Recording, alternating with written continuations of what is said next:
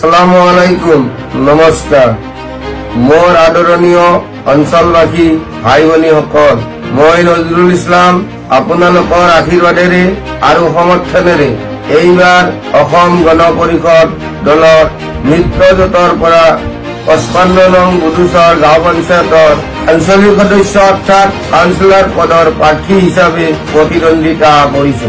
AGP BJP যুগ্ম সহযাত্ৰীত আমি উন্নয়নৰ স্থায়ী সমাধান আৰু এক নতুন দিগৰ বাবে কাম কৰিম।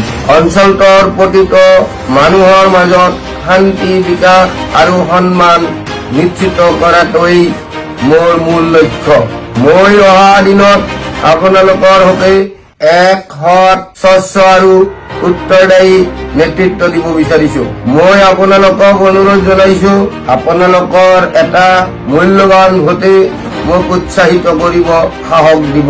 অসম গণ পৰিষদ দলৰ মিত্ৰজোঁটৰ প্ৰাৰ্থী হিচাপে মোক জয়ী কৰি আপোনালোকৰ আশীৰ্বাদেৰে অঞ্চলৰ উন্নয়নৰ পথত আগবঢ়াবলৈ সহায় কৰক।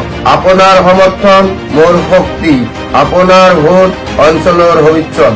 ধন্যবাদ।